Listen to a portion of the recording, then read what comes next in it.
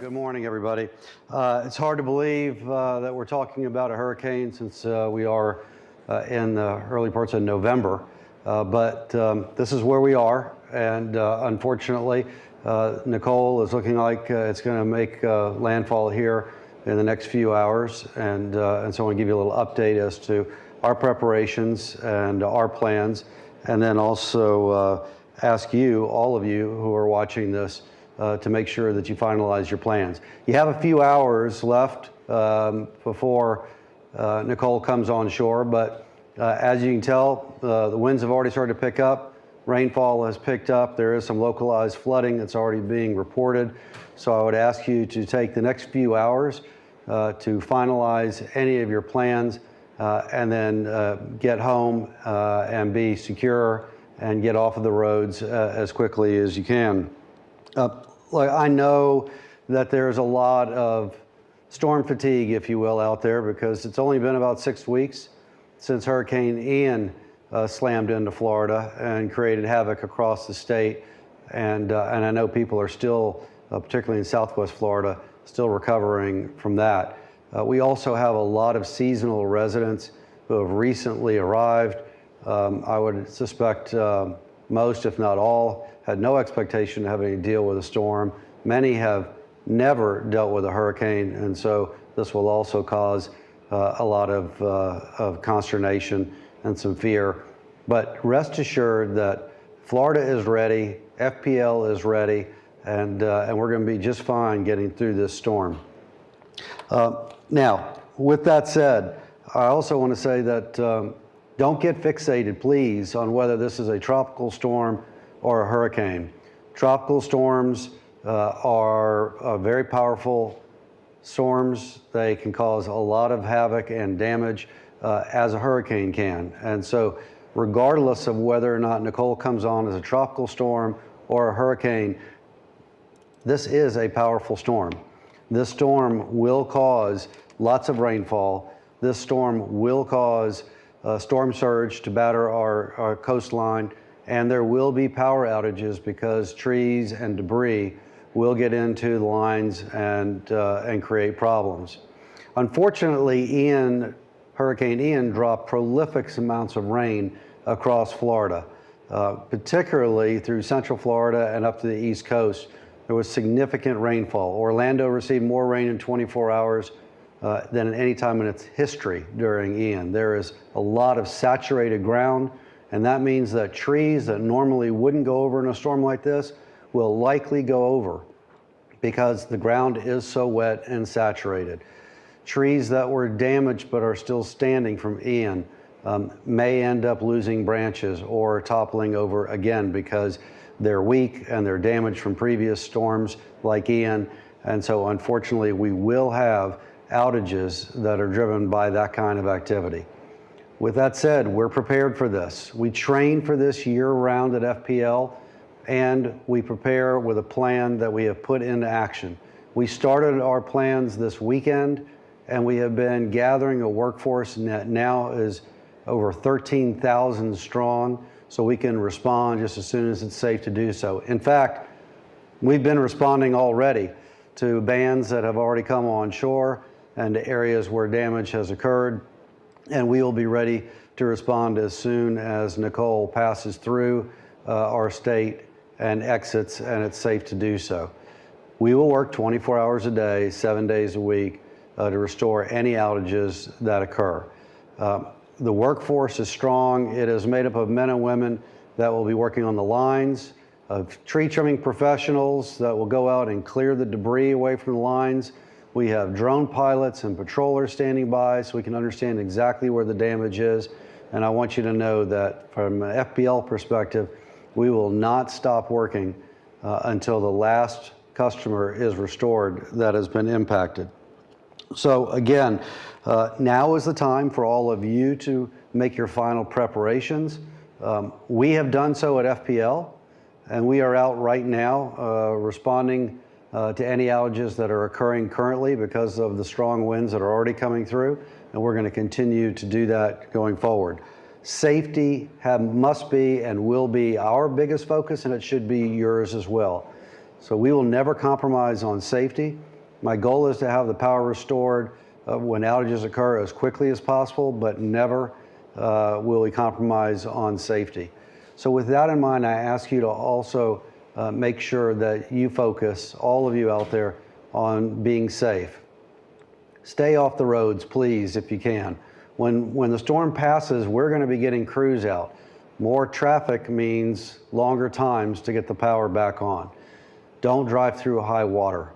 It is deceiving sometimes how deep the water can be and how quickly you can lose control of a vehicle or it can float away if you're not careful. Please stay away from down power lines. Don't assume that a line that is on the ground is de-energized.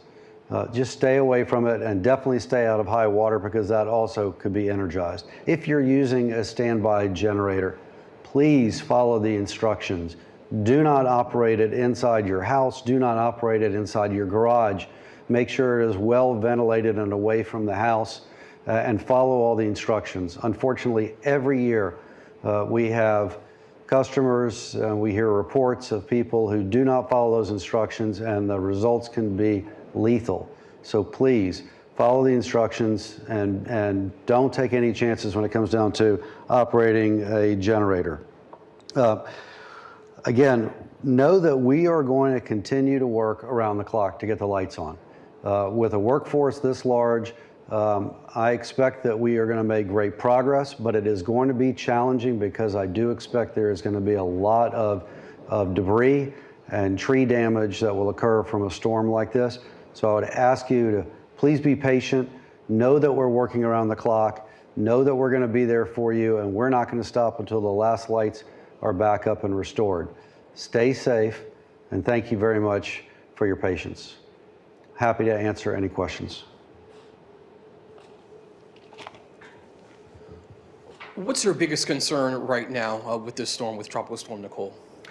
So this storm, unfortunately, is coming on the heels of Hurricane Ian, which, as I said, dropped massive amounts of rain and also, because of the high winds, damaged a lot of trees that may still be standing right now, and so they look normal, but they're not. The root systems have been weakened, the ground underneath them is saturated, and so I expect that there'll be a lot of trees even outside of our normal right-of-ways, as an example, that will fall into the lines and cause outages. We will use our smart grid technology during the storm to try to reroute the power around these kind of trouble spots wherever we can. We will isolate the number of customers who are out to the fewest amount possible, and then we will roll equipment and people to those trouble spots just as safely as we can. When the winds get below 35 miles an hour, we will restore that power. Look, we've invested a lot of money in hardening as well as in undergrounding. We saw how that paid off in Ian, and we were able to restore customers much more rapidly than ever before. We were also able to keep the lights on during the storm more than ever before. But it's important for people to understand there is no such thing as a hurricane-proof grid. So there will be outages, and unfortunately, and I know how difficult that is and inconvenient it is, but we will be there to respond just as quickly as we can get there. And we know when your power is out. The smart grid technology we have, the smart meters, will let us know. You don't need to call, but if the lights are on or in your entire neighborhood and you're the only house that's off, then call us. There might be an isolated incident right there, but otherwise we'll be there just as soon as the winds allow us to do that. How many restoration personnel are stationed in advance of this storm? So we have brought together about 13,000 folks, both from within FPL as well as outside. This comprises of, these are men and women who are linemen that are actually out to restore the power, as well as tree trimming experts who can quickly clear away the debris from the lines where the trees fall into it, as well as a bunch of other specialists that we bring in, like our drone pilots. Situational awareness is critical, understanding what we're dealing with so we can put the right people at the right place at the right time with the right equipment. That helps speed restoration. So it's just over 13,000 at this point. What is FPL's status of restoring power and repairing and replacing electricity infrastructure in Southwest Florida following Hurricane Ian? And has there been any storm fatigue as we await Nicole? So I am sure that folks in Southwest Florida are feeling a lot of storm fatigue. From an FPL perspective, no, this is what we do, and we are ready to go to make sure that folks, regardless of where they are in the state that we serve, we will be there to get the lights back on. In Southwest Florida, we're able to restore power to anybody who can get power. Unfortunately, there are a number of our customers there who are still dealing with structural damage at their homes and their businesses. And so they're going through the rebuilding process, the inspection process. But as soon as somebody is able to finish the necessary repairs and pass their inspection electrically, then we will hook them up, and we will continue to do that in the days and the weeks and the months ahead. What is your expectation for the number of outages caused by this storm? Based on the storm's strength, how quickly do you predict power will be restored after the storm passes? There's really no way to predict the number of outages that'll occur in a storm like this.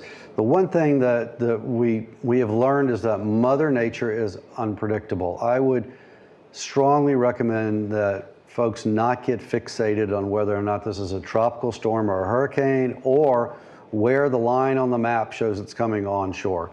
This is a storm right now that has a wind field that's 400 miles wide. So that means that long before the storm comes onshore, we are going to feel gusty winds and tropical storm force winds. And if it strengthens to a hurricane, hurricane force winds when it comes onshore. Whether or not it comes onshore in Palm Beach County, Martin County, St. Lucie County, or anywhere up the Treasure Coast, everybody is going to feel the impact of this storm along the eastern seaboard, basically all the way through the central part of the state. It's likely to curve back into the state.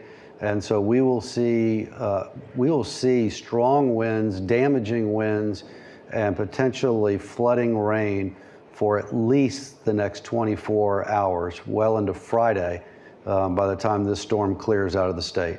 So again, predicting the number of outages, really impossible to do at this point. We are hoping for the best, but we are prepared for the worst. That's why we have brought in the crews. We have pre-positioned folks. We have pre-positioned equipment. We have our plan in place, and we will execute on that plan. And finally, what should people do if they lose power? So if you lose power, I would say the first thing, don't go outside and try to understand what's going on. Recognize that we know the power is out, and we will restore the power just as quickly as we can. If the power comes back on in the rest of the neighborhood and your house is still out, then please feel free to call. But otherwise, my recommendation is download our app, download our FPL app, go online. You can get updated information with respect to what is going on within your neighborhood, with your home, or your business, and we'll be able to provide you information that way. And then know that we will be there just as quickly as we can. If you have a backup generator, then after the storm has passed and it's safe to go outside when tropical storm force winds have dropped down, go ahead and start that up. But again, follow the instructions, make sure that you don't operate it anywhere in a closed environment. And again, I guess I would ask you, be patient. This is a very big storm. And so we will be dealing with the impacts of the storm well into Friday, and we will make sure that your lights come back on. But I'd ask you to be patient and understand that, unfortunately, Mother Nature can be challenging, and she almost always throws curveballs, and we'll be dealing with those because we have the people and we have a plan to do so. Just for reference and perspective, in Southwest Florida, for the people who were able to possibly get power restored following the storm, how long did it take for the last person who was able to get power back to get their power back? 8 days. Yeah, so we were able to get power back to everybody within 8 days. Important to understand that on Fort Myers Beach, as an example, we intentionally kept the power off of Fort Myers Beach for a number of days because of search and rescue. We didn't want to put our brave men and women on search and rescue teams in harm's way by having buildings that were energized and could possibly electrocute either a first responder or somebody that was trapped in the debris. So for nearly a week, we were asked to keep the power off, and in a few other spots in Southwest Florida, that also, and particularly some of the mobile home parks, we had to do the same thing. But for those who were able to take power, the last customers were on in 8 days, but we had 2/3 of our customers restored within 24 hours or less. Questions? Okay, thank you very much. Please, again, stay safe and know that we're going to be here for you. We're going to get this done, and then we're going to go on to hopefully to have a hurricane season that ends, and we don't have to be dealing with this again for quite some time. Thank you again.